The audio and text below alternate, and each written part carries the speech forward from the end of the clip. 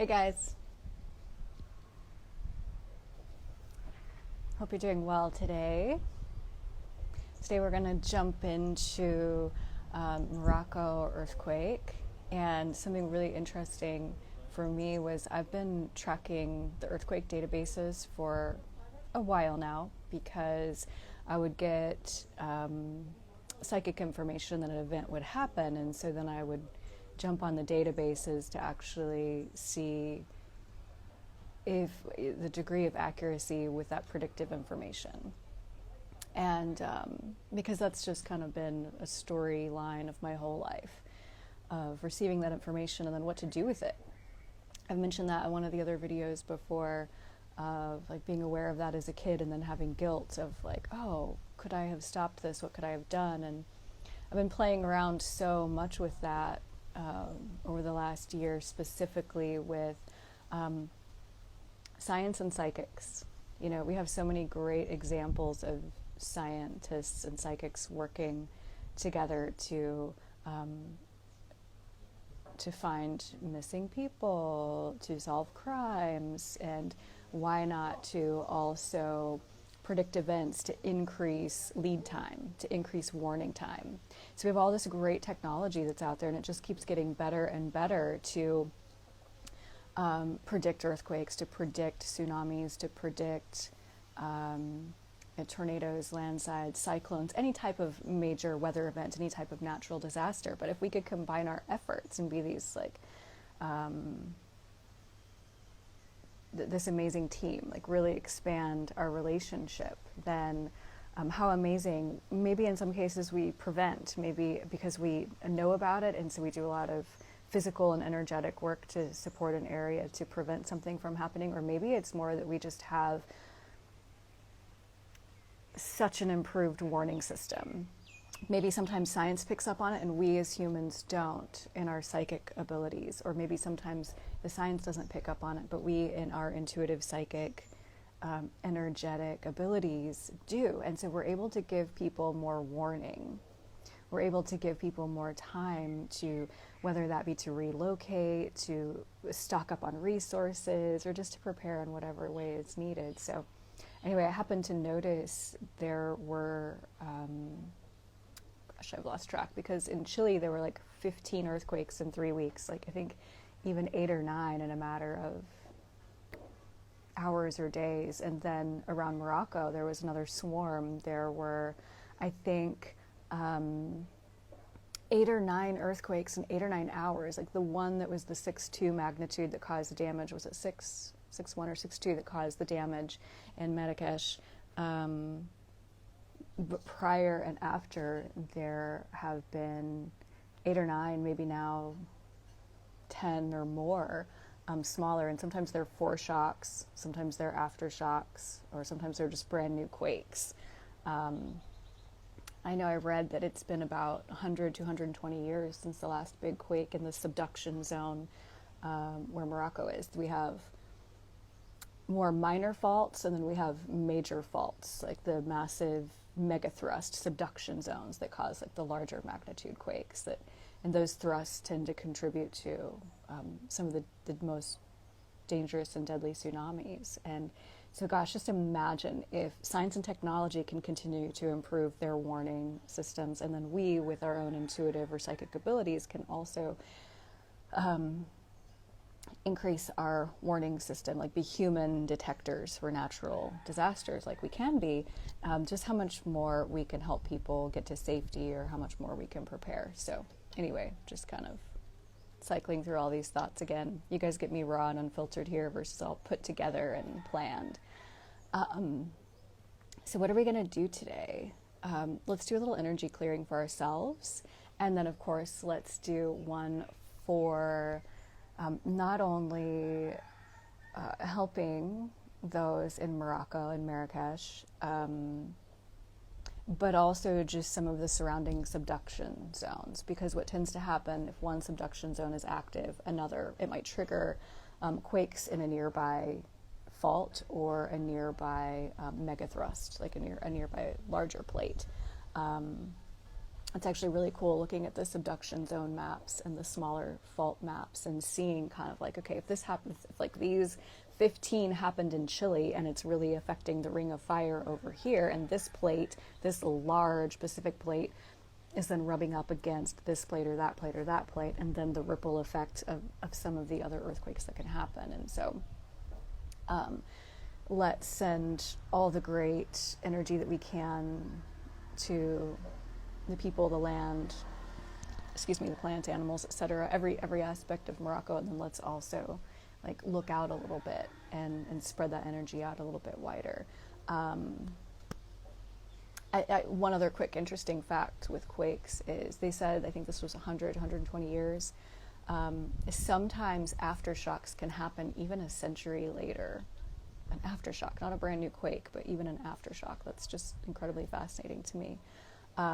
Just because there's so much happening with the plates, the way that they move out of alignment and how long it takes them to settle back down, and how that in and of itself can cause additional quakes or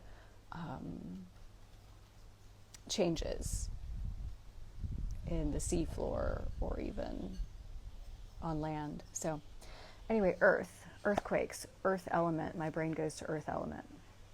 So my brain goes to nurturing, a loving body, loving self, loving other, earth being foundational, or the ground beneath our feet, the support, the foundation, the home, security, grounding, stability, again, nurturing, very body-based, very grounded, so like how are we nurturing our bodies, how are we loving our bodies, and how are our bodies loving us, how are we loving others, and how are we loving ourselves. There's a lot of imbalance sometimes where we can be self-sacrificial or we can be self-focused, times where we're really just not loving and nurturing ourselves, and we could be taking better care of our bodies.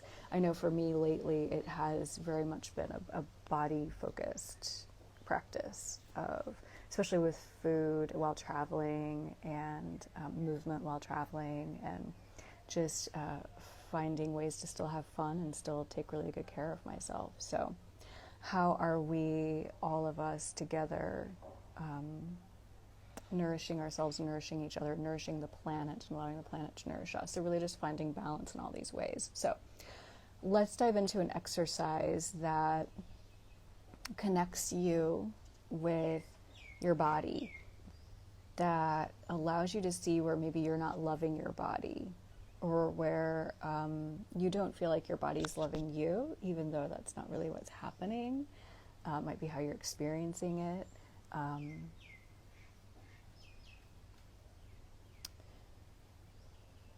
Because the body really does support us and is just trying to communicate needs to us. And so let's connect with where maybe we are not loving ourselves or loving our body. Let's connect with where we could nurture ourselves better.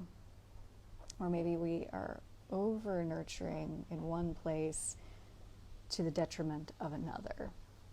So we'll do that exercise, and then we'll jump right into an exercise with the plates, with the mega thrust, with the subduction zones, where these trenches or fault lines are, and how we're going to install some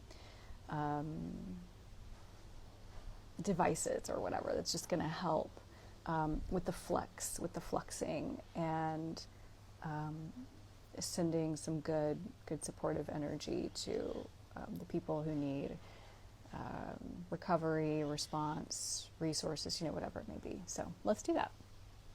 All right. So as always, take a moment just to get comfortable, seated, standing, lying down.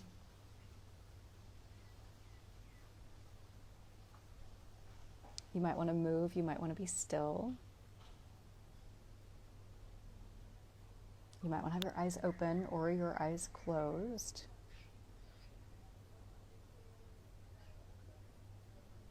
So this is all going to be about nurturing yourself and seeing where you need nurturing, or where maybe you're over-focusing on one area and under-focusing on another.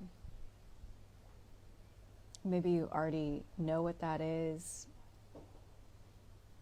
Maybe you're already intuiting what that is. Maybe you will have zero connection with what that is. It's okay. It doesn't matter if you know or you don't know. You get to intend. You get to just say wherever that is if I don't know.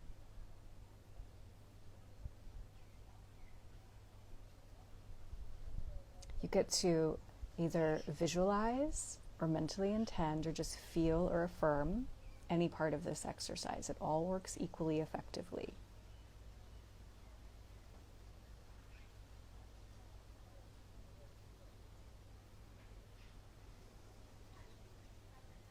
And if you'd like, you can take a moment just to notice how you're breathing, not to change it, but just to notice it.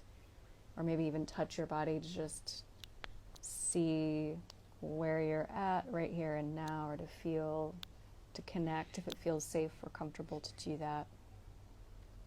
Maybe even just like a little squeeze, a little massage, a little tapping, whatever. A little rocking or swaying.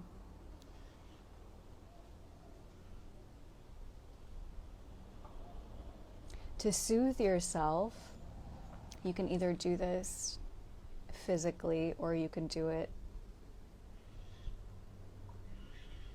in your mind.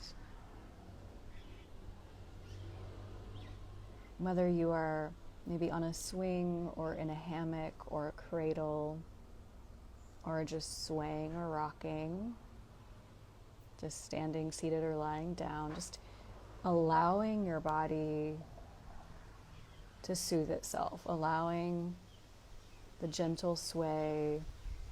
Maybe the wind is just allowing you to move like bamboo, or maybe you're sitting in a chair and you're just swaying, or like I said, in a hammock or a cradle or a swing, and your body is able to move just like a mother would, or a father or parent, whomever, non-gender specific, person is just rocking a child, lovingly soothing them. Maybe you even want to wrap your hands around yourself and give yourself a hug and just sway to nurture yourself and feel that comfort. If something else comes to you that is soothing or loving, nurturing, just do that. Doesn't have to be anything that I say. You're your own best guide.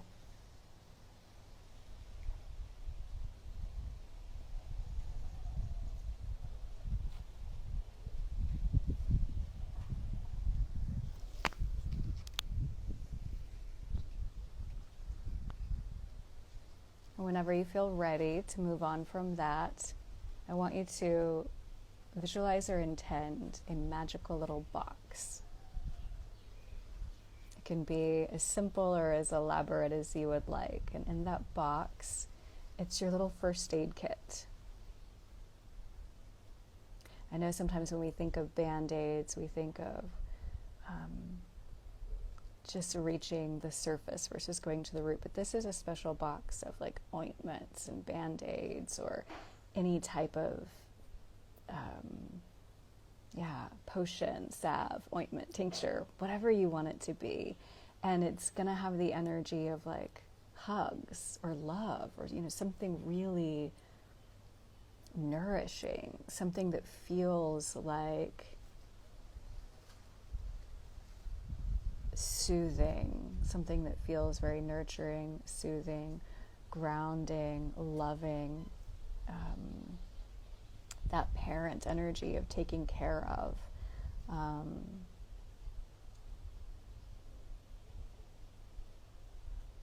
So just imagine you've got whatever special Band-Aid, ointment, potion, tincture, salve. Maybe even just see it as little emojis of little hearts and little Band-Aids. Maybe you have a whole box of thumping, beating hearts. Or these little tapes or Band-Aids that you're going to place on parts of you, and then it goes into your skin and goes right to the root.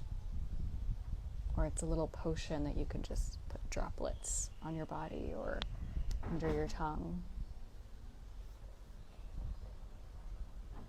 So whatever your little box looks like, go ahead. It's now full. It's infinite. It's full and infinite, so as much as you need. And go ahead and open it up. Just kind of marvel at what you've created. Again, you're either visualizing this or intending it. Just imagining in whatever way works for you. And now, known or unknown. If you know where you need nurturing, if you know where you need parenting, if you know where you need grounding, if you know where you need balance of self and other, if you know where you really just need stability, security, support, like really strong foundational rooting energy, you're going to take out and send your little potions, your little thumping hearts, your little emojis, your band-aids, your salves, rub it on, drops, whatever. And you're going to go to those places. Maybe they're on your body, they're in your body, or they're around your body. Again, you might know exactly where you need to place them. You might have no clue. Maybe you just want to cover your whole self and say, go where you need to go. Or you just want to smack one on the outside of yourself and say, go where you need to go. Or just pick main body parts and place them there and say, spread out where you need to spread to. So just play around with that for a moment. You might even notice that you are rocking or swaying while you're doing this. You might even have wanted to stay in that visualization, even if you're not physically moving, that you're doing this while you're being rocked in a cradle or swing or hammock or something like that.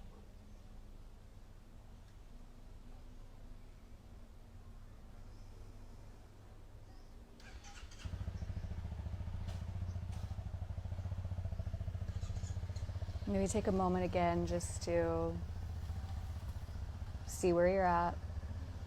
Where's your body? Where's your breathing? If you got distracted, shake it off and refocus.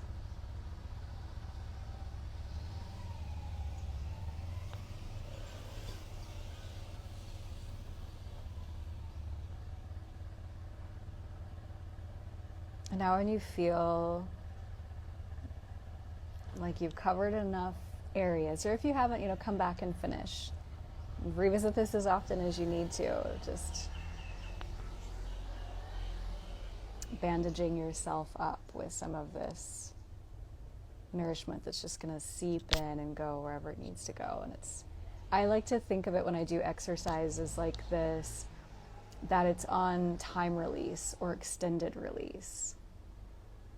Like for me, I like to do this, the thumping heart, like just send a thumping, beating heart somewhere, and it just continues to pump blood and pump healing energy, and that it just does that at the rate or the frequency that I need throughout the day, whatever is going on. Okay, let's move on to Morocco. So again, visualizing or intending this little magic box of resources, of support, of response, of revitalization, homes rebuilt, food, first aid supplies, support for grieving people. Just kind of like taking it out of your magic box and placing it on Marrakesh, placing it on the surrounding areas, the whole area, not just Marrakesh, but spreading out. This infinite box of resources, this infinite box of potions, ointments, salves, herbs, maybe even glue to put things back together.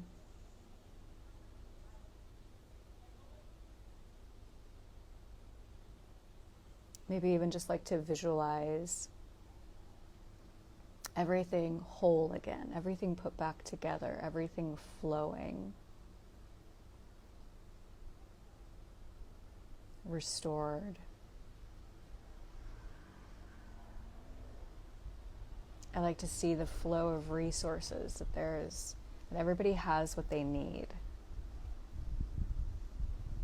Everybody gets the support that they need, whatever that looks like, whatever that may be. So it's different for everyone.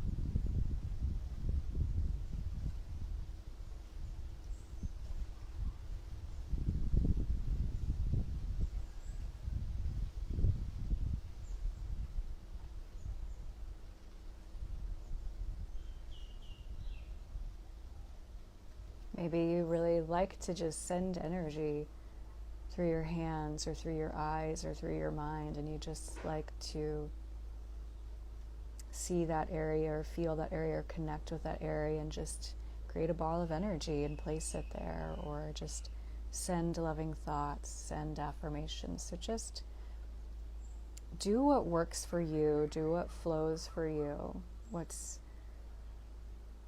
intuitive for you or natural for you.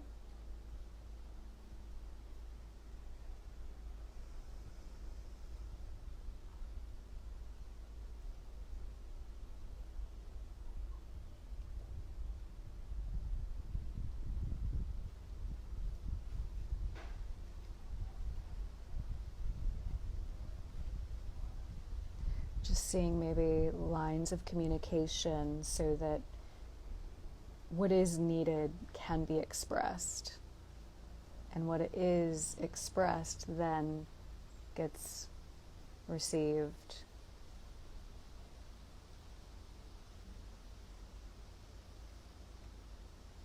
Where response hasn't been received, that response is answered. Where recovery is needed for closure, where relief is needed. Maybe you just see the symbols of a bunch of butterflies flying around everything, and butterflies or bees pollinating, so that the area can just be completely rebuilt and just completely flourish after the damage. You know, there's no right or wrong way to do it. It's just however your heart and brain and soul work in this magical world.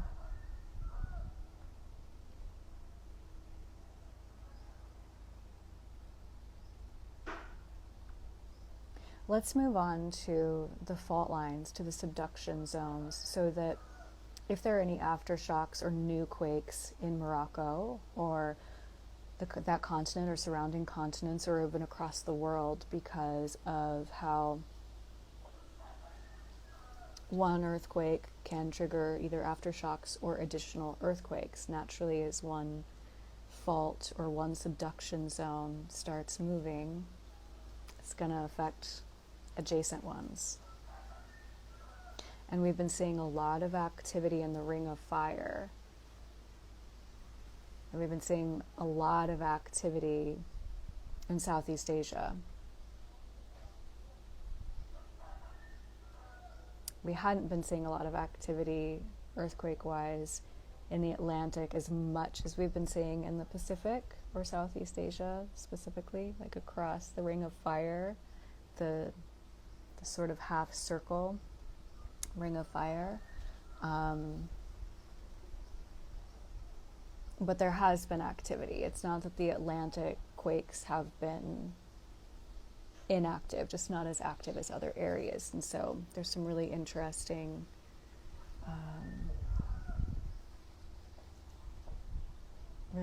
stuff happening. So just imagine, if you will, faults coming together. Either the little ones, the smaller, lesser faults, or the larger subduction zones that cause the megathrust, or both. And we're going to use a couple different things. There might be some areas where we need metal to stabilize them, and there might be other areas where we need some kind of flexible material so that they can bend and they can flex, so that there are any kind of like micro movements that will allow them to stay in this beautiful relationship with each other, versus subduct like this, or whether they may slip, strike, slip, thrust, or just like move back and forth. However they're moving, that they do that with the least amount of effect, that they get the movement that they need without too much disruption. So maybe you do want to install in some areas something a little more stable, like the metal, or something a little more flexible. One, the other, or both. Again, you don't have to know where these fault lines or subduction zones are. It's just sending that thought or visualizing it and placing it around the world. Stabilizing any of those aftershocks, stabilizing any like triggered quakes from this larger quake or some of the smaller quakes that have been happening. And so for me, really focusing on the plate that Morocco is a part of, the plate over the Atlantic, and then the massive Pacific plate and the adjacent plates, and just like really connecting them all and stabilizing them all.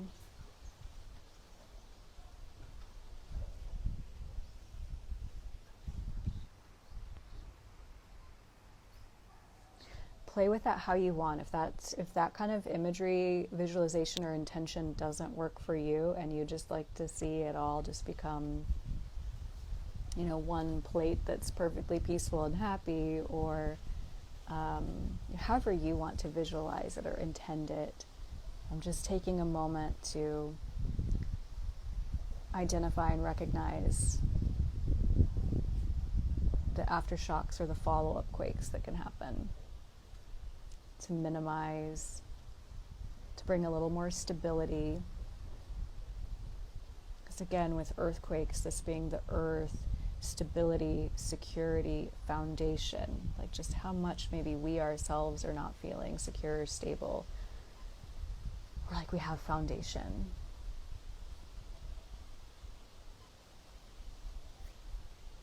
Okay, so just finishing that up, and then all of us coming together, giving thanks for each other, giving thanks to the planet for being the ground beneath our feet, the support for us, and I'm so grateful that we've all been here and been able to be a support for Earth as well. So thanks for joining. Thanks for sharing your time, your energy, and for doing these with me. It really means a lot. And as always, take good care of yourselves. Love your bodies and let your bodies love you. Love others and let others love you. And if you have any requests, ideas, let me know, and we will do them in subsequent weeks. I really wanted today to just do redistribution of resources, and it just, that's the overarching thing, is how out of whack, out of balance we are with resources, and how that's showing up in our environment where we have excess and where we have deficiency. But every week that's really what we're basically addressing, so in our own little way. So anyway, yes, good to see you too. Love you all, and thanks for joining. See you next time.